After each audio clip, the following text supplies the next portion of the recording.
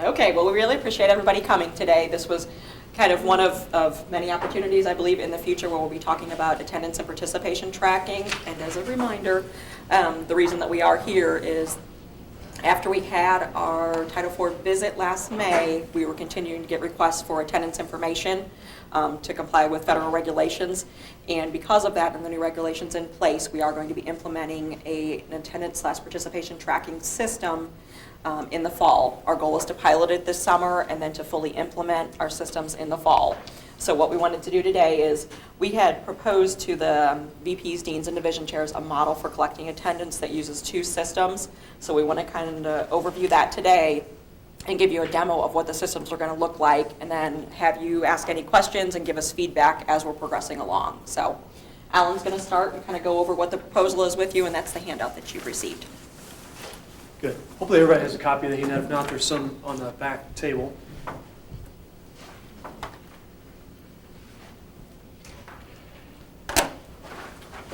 For those who might be watching this online, we will make a link for you, and so wherever the link is for the online video, we will make sure that that this document is out there as well.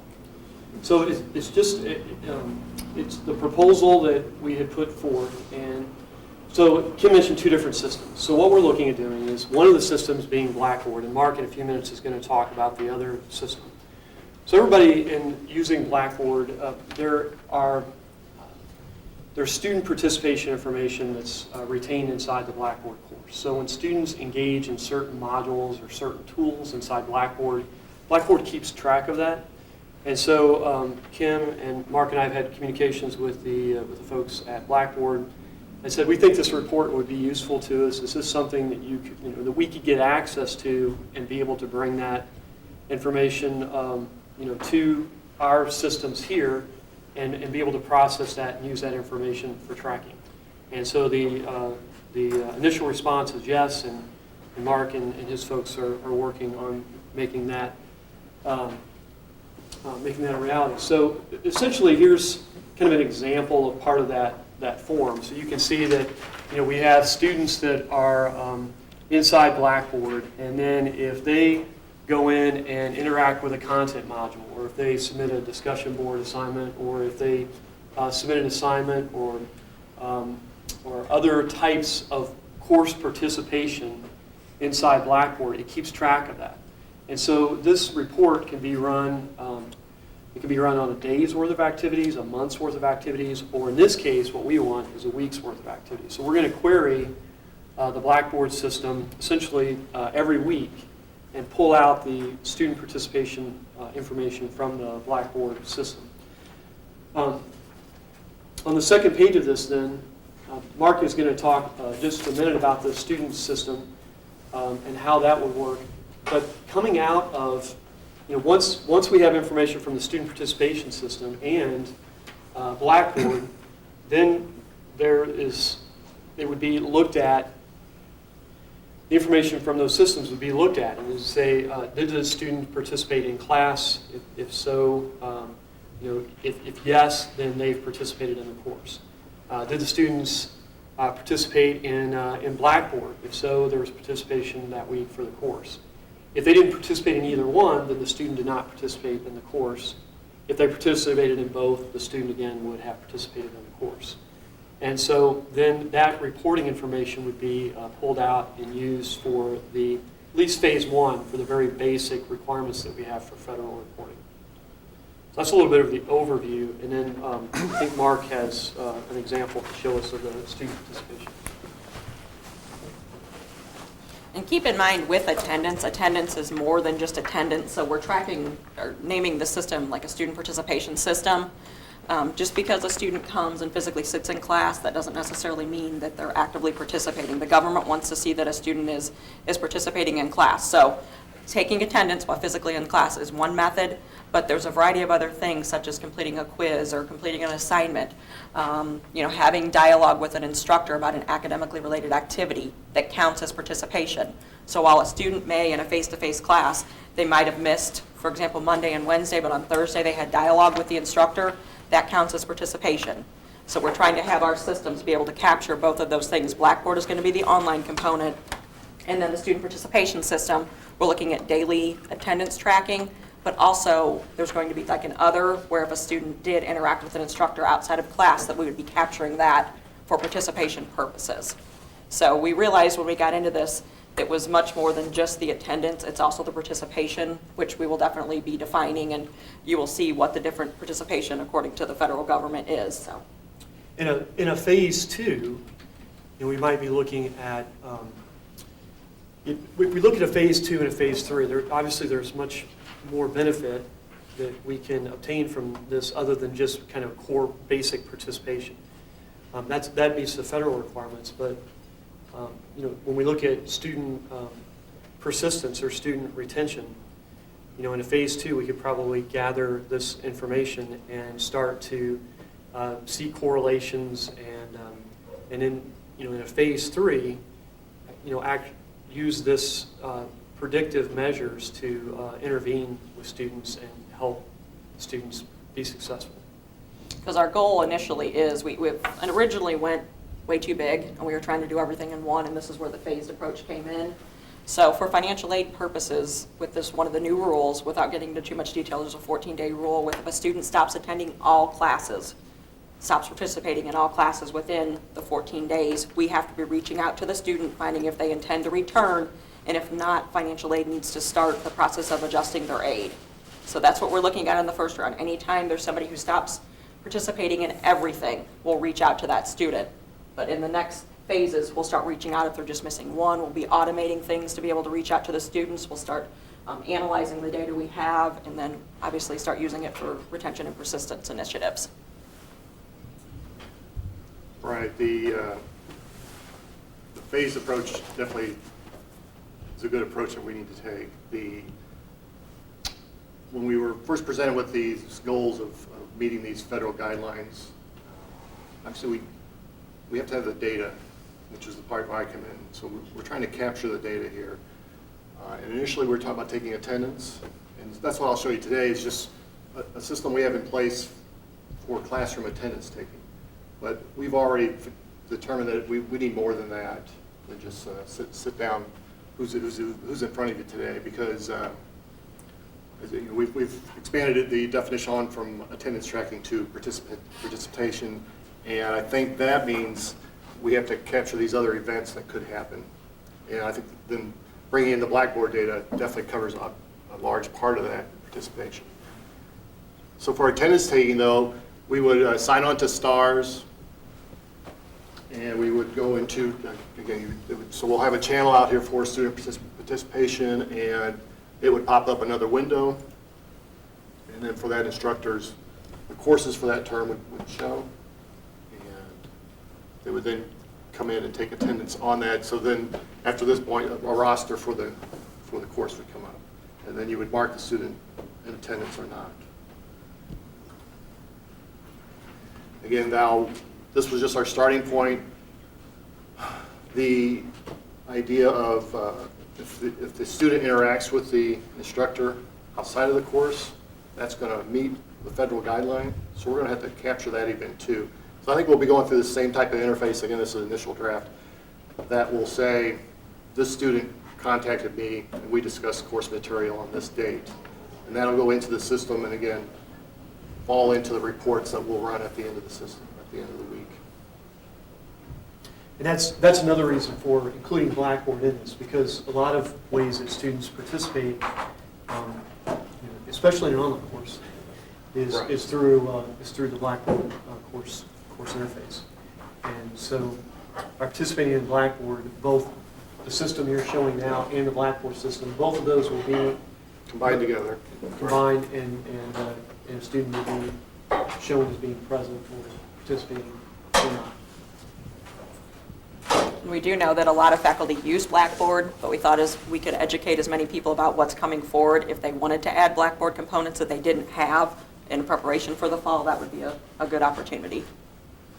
Is this accessible, I kind of missed that, only in Blackboard, or will this be on STARS? STARS. It's the STARS. This is STARS. I thought that's what it was, but I wanted to make sure. So the participation events from Blackboard are automatically pulled out. So, we'll identify the types of activities that would count as participation according to, the federal definitions of participation, and then that information is pulled out and aggregated with the information from the system being shown now on the screen. So what then we will do is, we talked about wanting to collect data on a weekly basis. We've talked about either on a Saturday or a Sunday night closing for that week, so faculty would have through that week to enter the data. And then like on a Monday morning, what would happen is we would run a report, see any of those students who are stopped participating all their courses, and reach out to those students.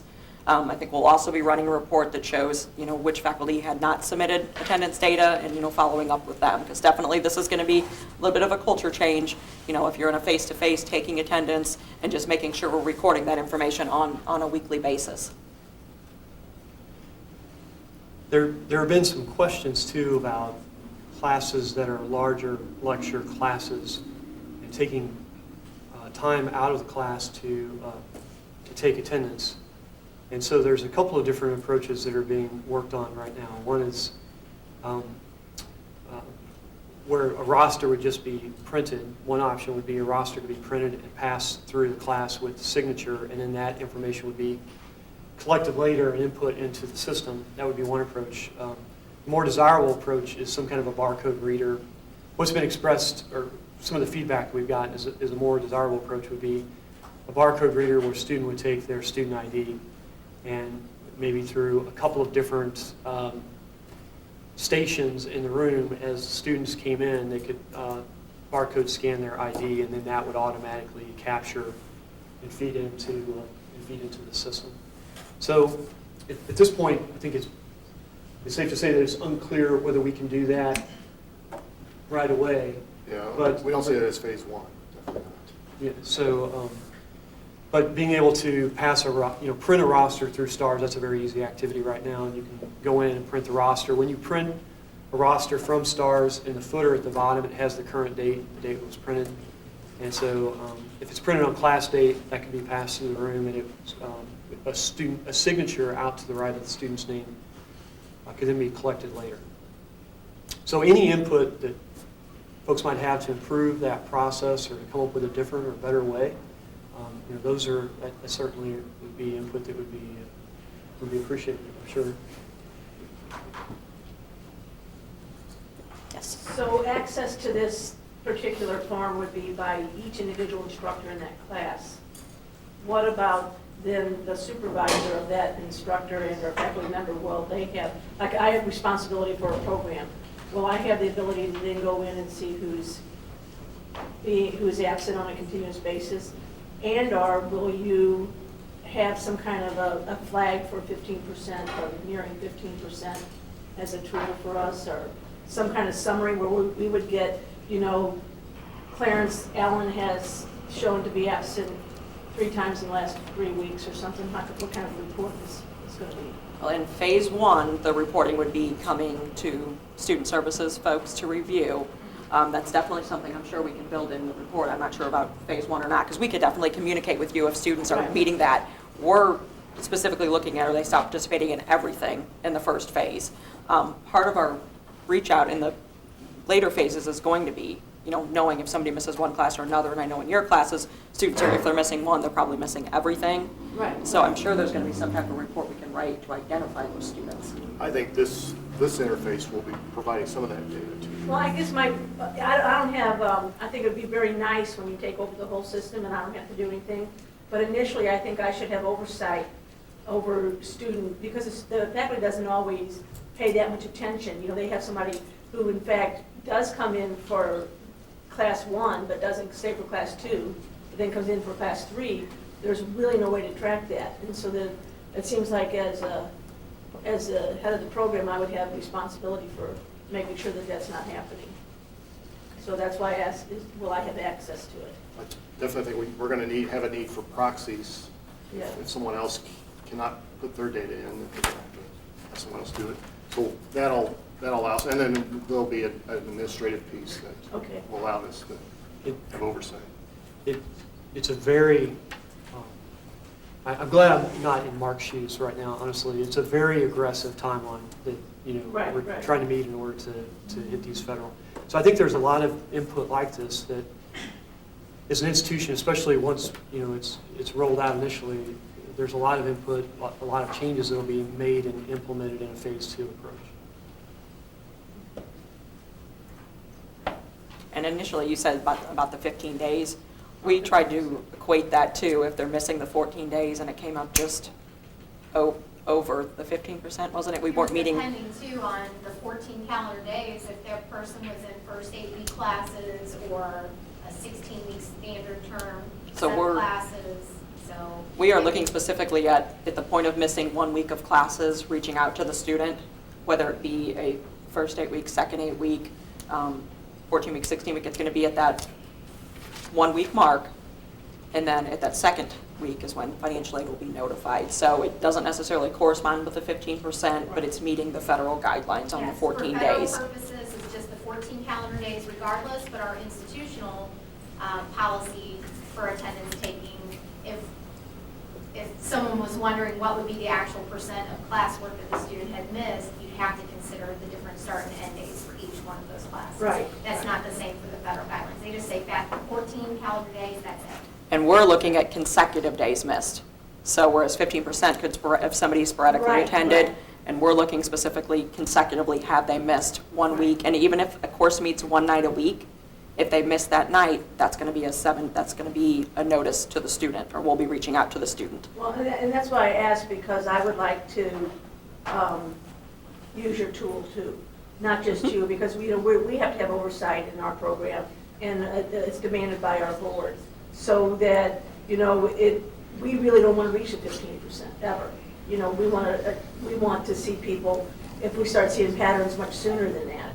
So, and that's what, the kind of thing, that's why I'm not asking you to do that. I'm just saying, if I have access to it, I'll do that myself, just so, it doesn't take much. I can every day go look through and see, look at it, Kimberly Davis is on here 3 days in a row, or she's missing the 8 o'clock class every day, or something, as long as I have that ability to do that. Sure. We had discussions, and I don't think we've completely decided, like when we start automating this, there was a discussion about, in that first week, if somebody misses through that first week, that 7th day, notifying the faculty. But we don't want to overwhelm faculty with, if they have 5 students in a class, 1 class, and 4 in another, and 6 in another, they'd be getting all of these emails. And I see in your position, it's a little bit different. So we're just trying to figure out how much do we want to notify faculty, up front. If they've just missed the 1 class, do we need to let them know that or not? So I think that plays in too, as to who all do we notify and at what point in time. Well, and I would probably actually make that up. I'm saying that I have oversight, and I would look at that and check that. Actually, I'd probably have our office assistants checking that.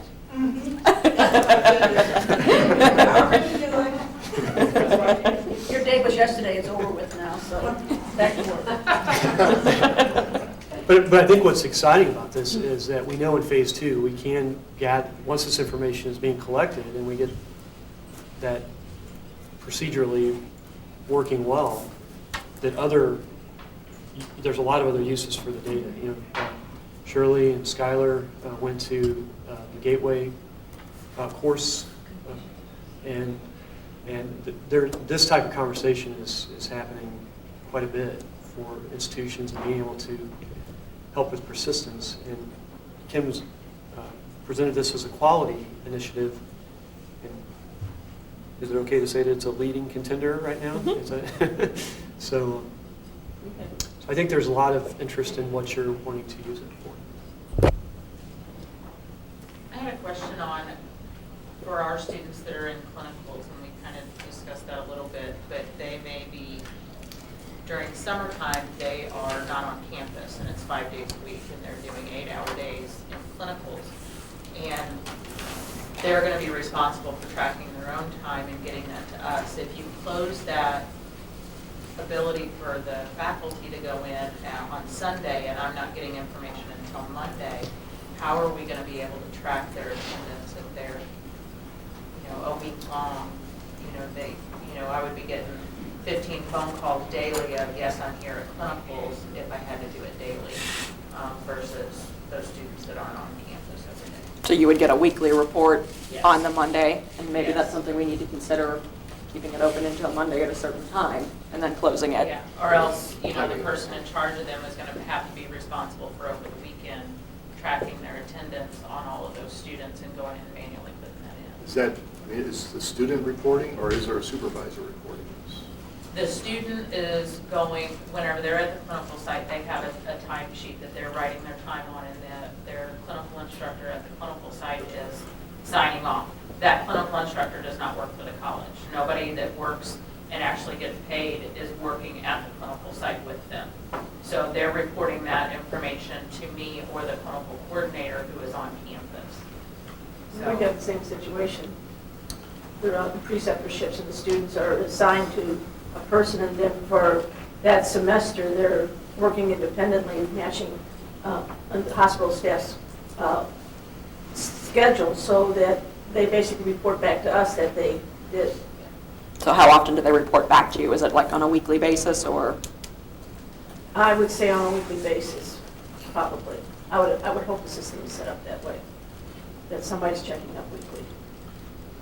It would be an opportunity to allow the student to self-report, and then you could just verify that their self-report is accurate.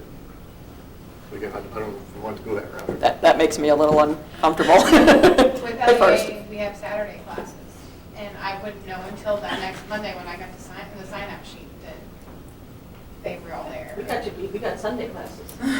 That sounds like Monday would be a more reasonable time to Is there an close. instructor there? For Yeah, Sunday but classes they're are not not. in the system, they're adjunct, so they're Well, outside I contract. mean, we just need to, we're just going to decide a day. Be in It the doesn't have to be system. Monday, Tuesdays. LEA is set up, their classes are set up differently, so they could be having intro to criminal justice, but it's actually, with post hours, it's split into 3 different classes. It's, can't think off the top of my head, stat law and 2 other classes, but it falls under one category. So they could have 3 different instructors, no problem, in 3 hours, Throughout the week in one day. in one day. I mean, they could go through 6 instructors in one day, so that's where Diane and I are at, trying to figure out how we're gonna. But your students sign in every day, and you would know them if they were to leave or if, If they leave, they have to mark on the sheet Okay. when they left, and then they have to turn around and make that time up, so that's where we're looking at. If they're absent, they may be absent that day, but they're gonna turn around and be within 2 weeks, they have to make that time up. So, Right now, I think the plan is that it would be, you'd be able to edit the participation system throughout the week, but there would be a set day and time where that information would become locked, at least from the STARS interface, but would be able to be modified through another means. So, Well, and then classes that go for, we have some classes that go for 8 hours because we're built on 8-week times. If a student is there for 4 hours and then they leave, would you turn around and then mark them absent because it's 50% of the time? Or is it all or none for? About the last date of attendance. That's what it all comes down to is, there's so many days in a term that a student is attending and earning financial aid, and it's just like a job. If you would, I know normally a job's broken down even further by hours, but they want to know what is the day that that student stopped going to everything out of all of their classes, because that's when they stopped earning aid, was that day. So it doesn't look at the hours of it. It would be normally a breakup of they stopped attending, their last day was this day for this class, and maybe it was the day prior for the other class, but it's all about what was the very last day. So just a yes or no if they were there or not, and then it's up to us as instructors if we have policies on if they were there for the amount of time they needed to be. It's not yes or no if they were there or not, it's yes or no if they were participating in class. Yes, I'm assuming the student is not there sleeping in Yeah. the corner or something. Yeah. Yes, and back to, also with that, participation in online courses is not just logging in. Participation has to be an active participation in the online course, so just a reminder of that as well. So we can't just be looking at who logged into their other questions? Comments?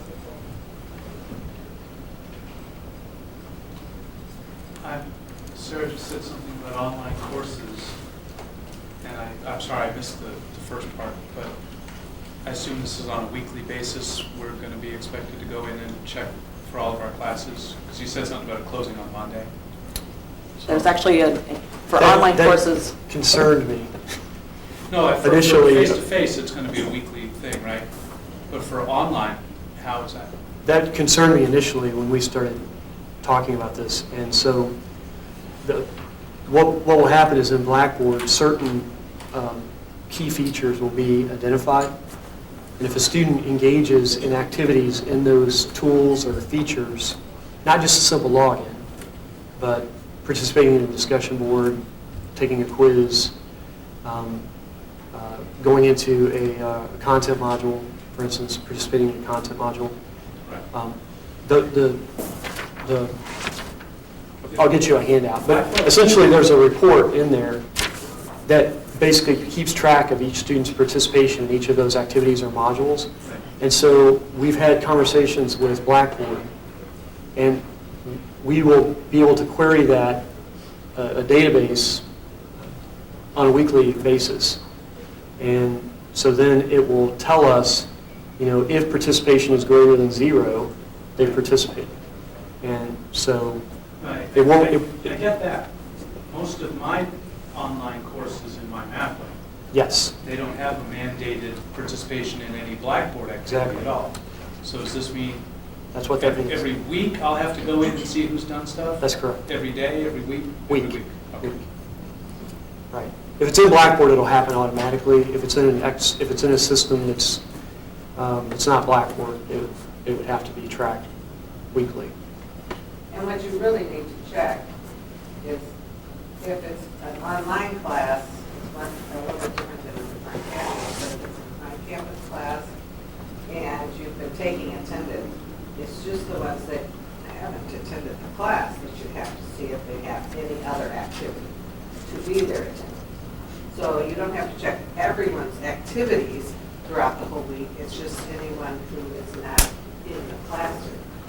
Now, online, it is based on activities. If someone's physically not in my face-to-face class, I then have to go into my math lab and see if they were doing homework while they weren't in class. Right. Correct. Thanks a lot, federal government. Make sure that makes it on the web. If it's Blackboard, both systems get checked. Right. And if it's 0 participation in both, then they're reported as not participating.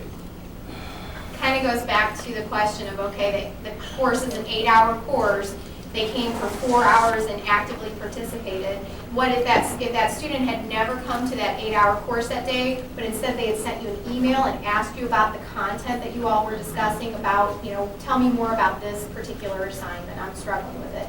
That also is considered a last day of academic attendance because it's considered an academic activity. So then we would track those emails also somewhere.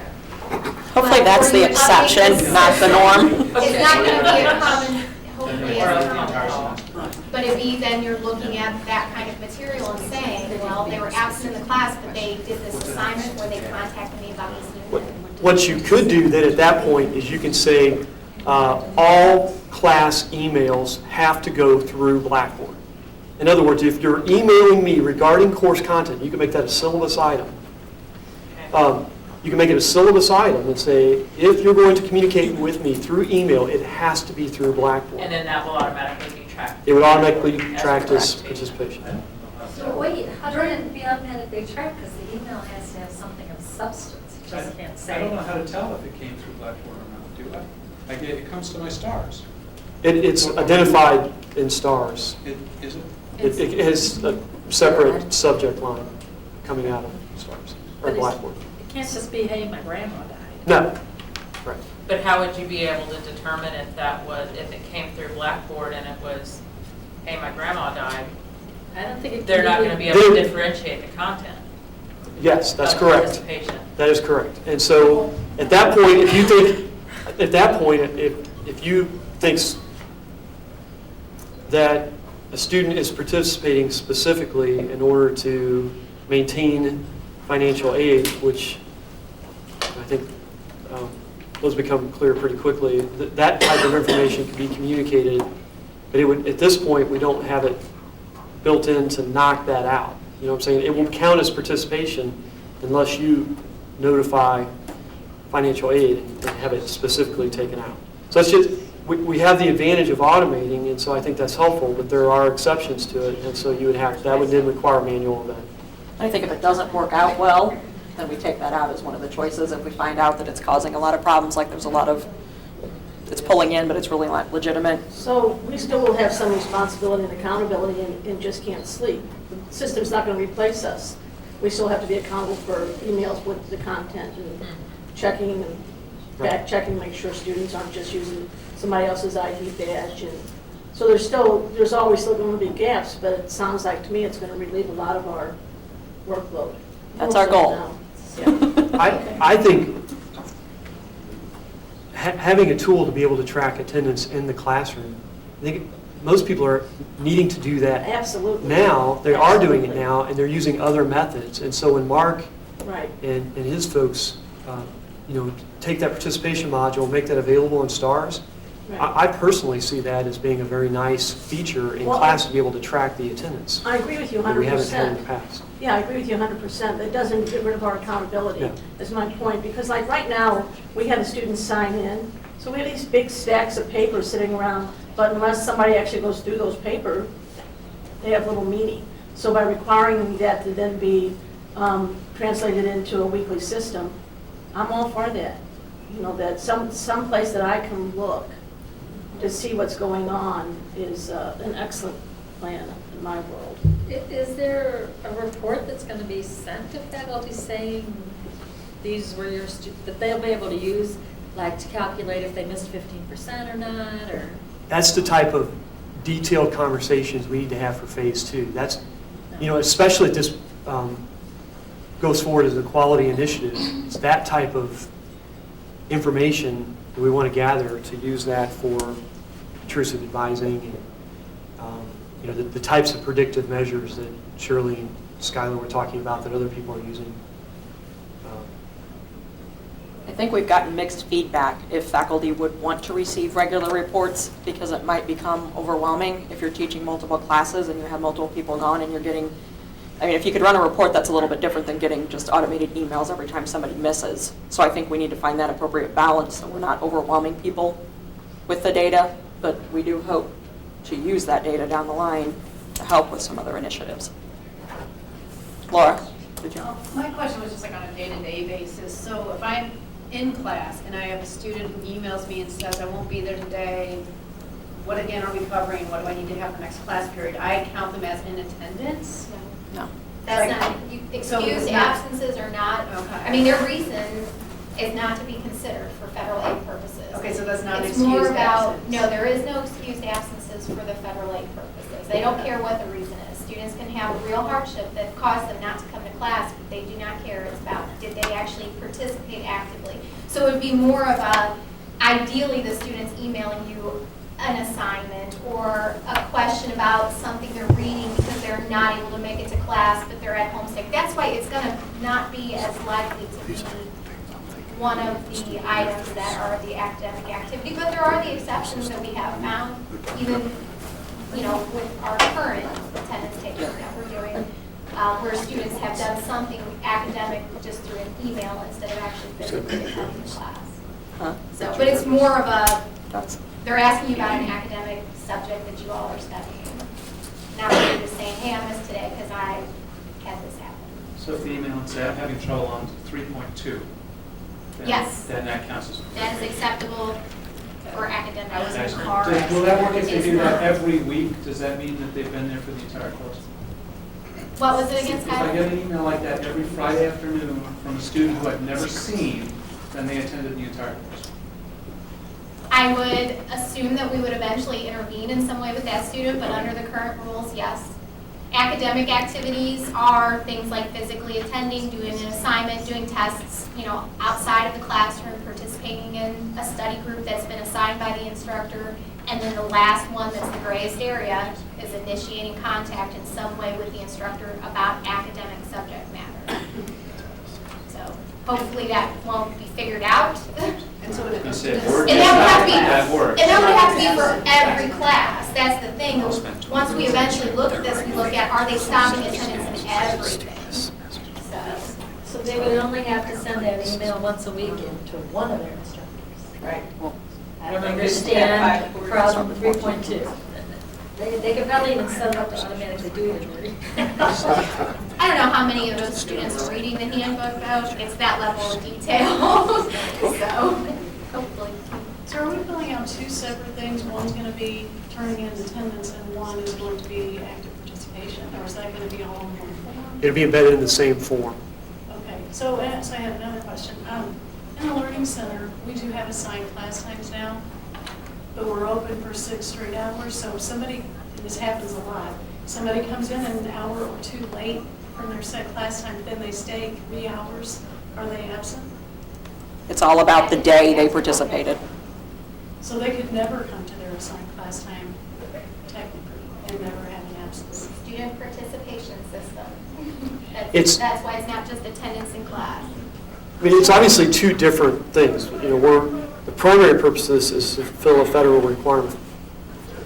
But that doesn't mean that you wouldn't have a separate attendance policy statement in your syllabus that would, I mean, obviously it would affect their final grade. So So I'm it's- not it's- going to take attendance at the end of the day. Because if my 9 o'clock came in at 2 o'clock, Well, but that wouldn't, the system that Mark showed, what we're looking at doing is having like an other column, because in my mind, if that student doesn't physically attend that designated class time, they're not in attendance. They would fall under that other category where you would indicate, because we talked about having a drop-down box of completed assignments, and then you would have a date associated with that. So they didn't physically attend your class that day, but they participated through completing an assignment on that same day, and that's tracked on that same form, but selecting a different option. Well, couldn't you still count the absence? They didn't come at 9 o'clock, but count that they participated because they didn't come during the day? Right. Because how do you get to 15% otherwise? I mean, because if they're regularly late, you couldn't do that in a job interview. Well, and we're not, keep in mind, we're not looking for this at the 15%. We're looking at meeting the federal regulations in that 14 days. So if you as a faculty member or learning center instructor look at that 15%, that's fine. That's kind of outside of the realm of what we're doing to meet the federal guidelines. So we don't kind of have that tied up. And we tried to, like I said, do the equations, and it didn't exactly map out to the 14 days. Because I can see in the learning center where it could get and will get abused very significantly. I give the students a few minutes to get there. If they're not there, they're absent. Well, Don't get to come around. and if you put that in your syllabus, that was the discussion we had with Mindy. If the syllabus says, you know, if you're not here within the first 5 minutes or whatever, you'll be counted as absent. That's something that a faculty member can do. That's at your discretion. They still participate if they come. That's, we accept the market. Right. Participate.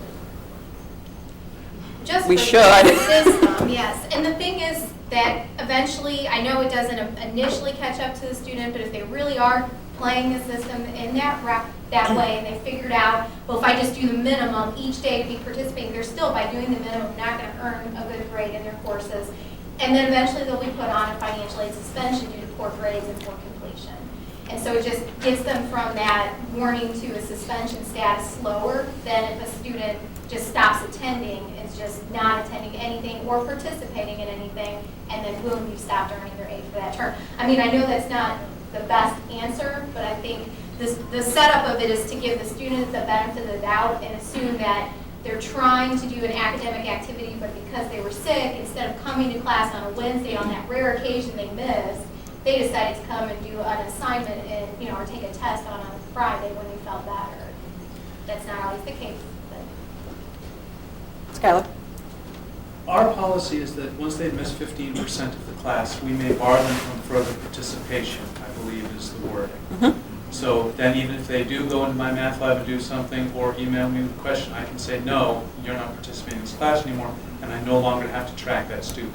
Is that correct? Are we right that our institutional policy is going to trump If federal our guidelines? institutional policy is more strict than the federal policy, then yes, it trumps it.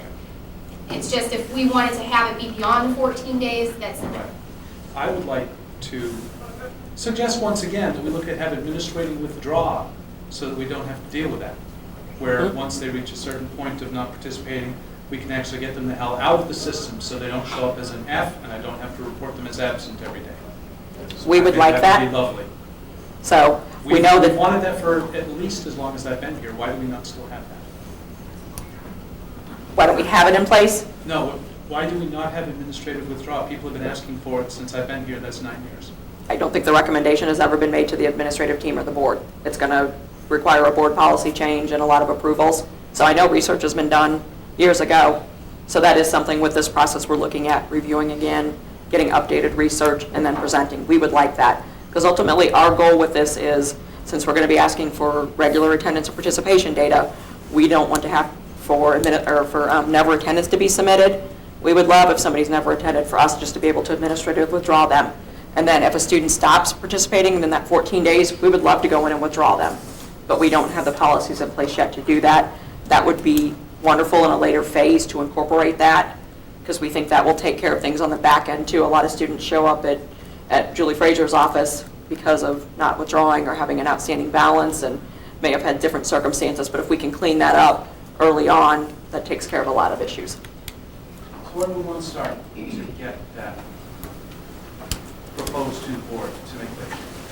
But I think it would have to go through a committee, and I think at one point, wasn't it ran through curriculum committee since it was an academic policy? Does anyone recall? 7 years and I've not ever heard that. There was a committee, there was a subcommittee or a committee that looked at that. Do any of you remember? There was a subcommittee. But I was thinking it was off of curriculum committee. You're right, I think Gabby was involved in that, I want to say. Gabby and Amy, maybe? So, yeah.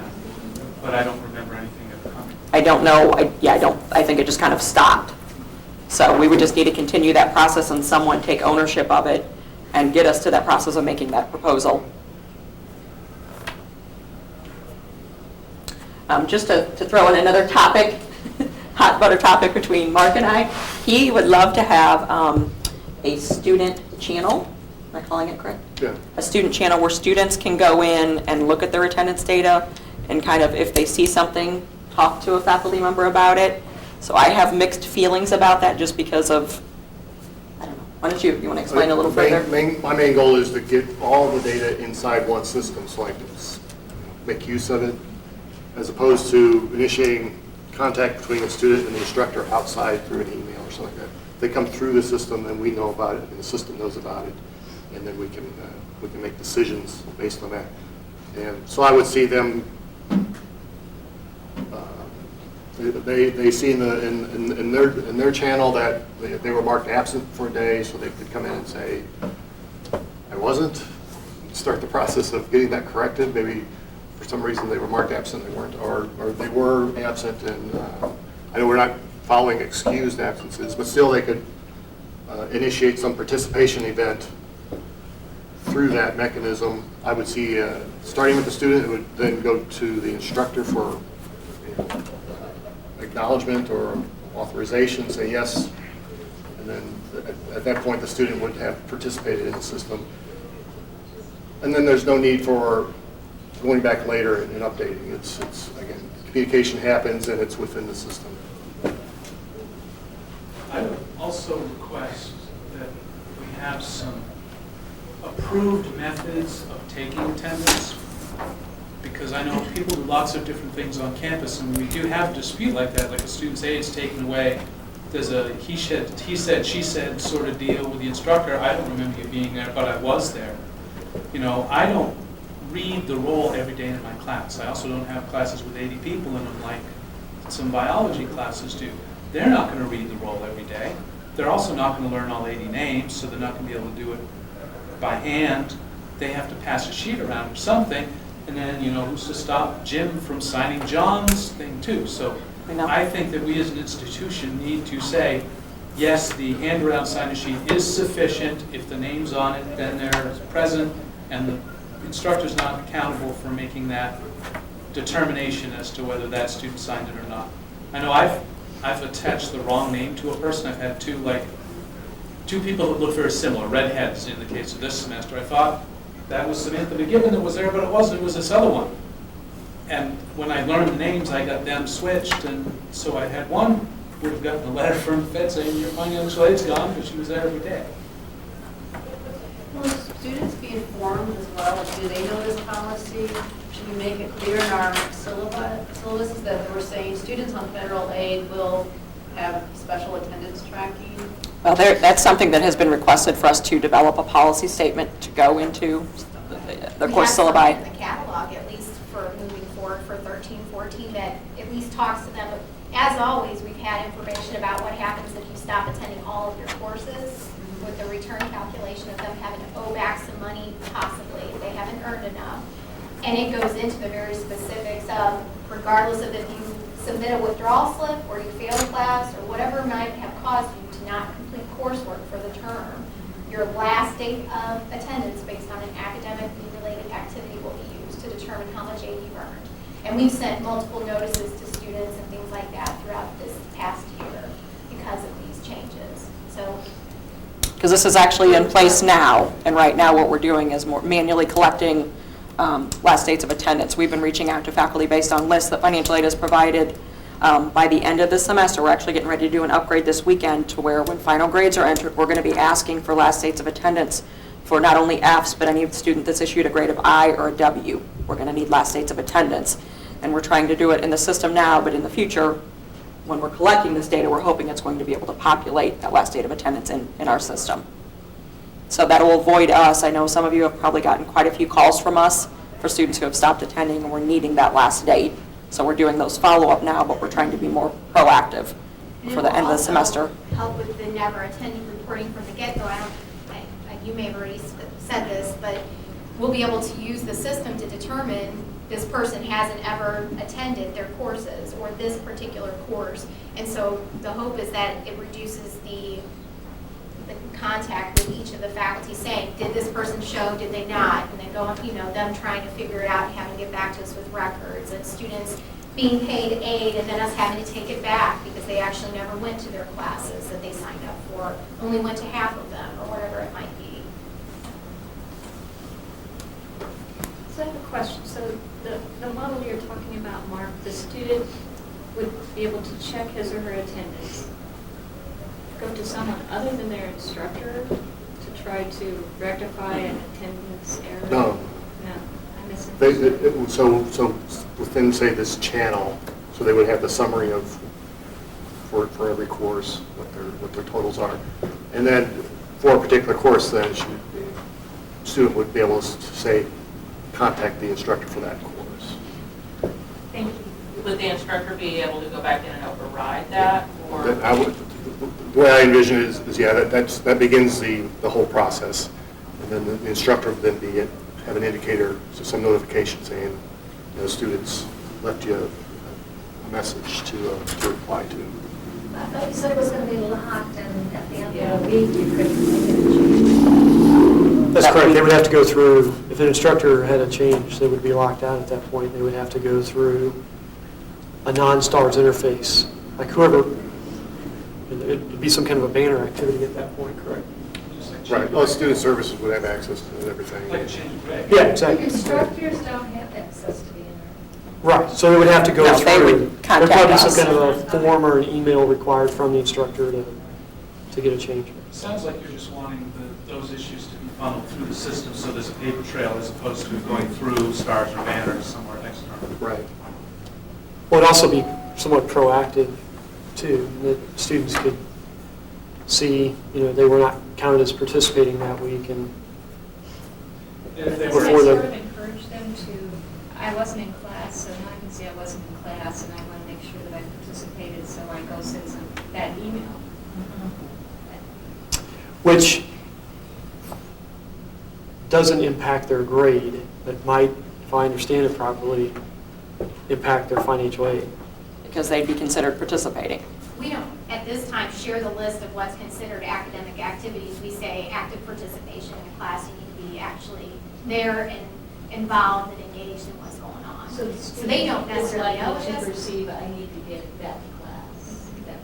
I think it's very important to stress that it's two separate criteria. One is financial aid, and the other one, which is entirely separate and fenced by the instructor, their grade in the course, and their actual class policies on participation and attendance. It's totally separate from the federal requirements for tracking student attendance. So if we say your grade is dropped by half a letter grade every time you're absent, then it doesn't matter if you send me an email and ask me about 3.2. Correct. Your grade's still going down. Absolutely. The Fed can still pay you, but I'm not giving you your grade. Yeah, I don't think we could stress that enough. It doesn't Well, I think diminish. faculty will definitely want to hear that. Yeah, I don't, it in no way diminishes the faculty's ability to assign a grade based on their criteria for attendance and participation. This is a federal mandate, which I think at some point we might be able to leverage to help student retention and persistence, but With performance-based funding continuing, I mean, I guess I can envision at some point, you know, we're going to be held accountable. When you said the student participated all semester and they have an F, and you have this many students that that's happening to. well, we go back to the federal guidelines at that point and say it's in black and white. Here are the guidelines that say we have to count them as being participating if they have done these things. Because we asked if we could not utilize all of them. We wanted the whole emailing the instructor, we said, we're not a fan of that because students are going to learn and trick the system. And they said, nope, you have to use all of That's the these list means of because the they're federally options. approved. That is what's happening too, Sandy, right? Like even during the program review, that's what was asked of us. These people have earned Fs. Show us they earned them until the day that you gave them those funds, or that they earned them for the whole semester. And as long as we had the data to be able to back that up and say, we can back up that, yes, they earned it. They earned all Fs. Then they were okay with that. They just wanted to know that the student had earned them. Well, I understand that part of the government, but the funding of the state legislature with the performance-based funding. Well, but if that retention component is a part of it, then hopefully whatever issue is causing the student to start with having all those problems that's causing their participation to not be what it is, then we would be monitoring that in a later phase.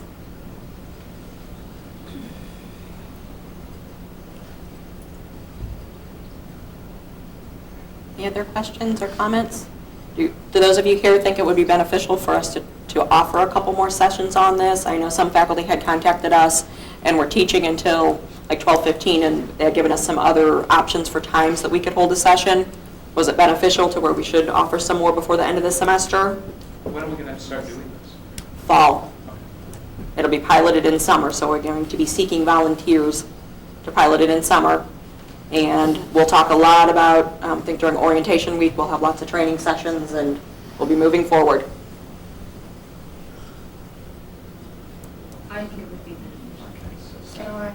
We are, as you probably saw, that we are taping it, just to go ahead and make that available online for those faculty who would like to watch it. But we do want as much feedback as we can as we're progressing through it. Because some people would like to ask questions. I think also for those who are watching it online, if they have questions, to direct those to, who would be the appropriate person to direct? Through me would be fine. And I can consult with Sarah if needed. And I would try to simplify it. Once we know what the pilot is, the parameters are going to be, I mean, the sooner we can involve Adjunct, the better. Get the word out to you. We can start looking at the course schedule, and I think we talked about reaching out to you to give us recommendations of people to help with this process. That would be, because I know there's more online than there are face-to-face classes, and we want to be able to pilot both systems, assuming that we can get the Blackboard system up and running. It sounds as if we'll be in a position to do so.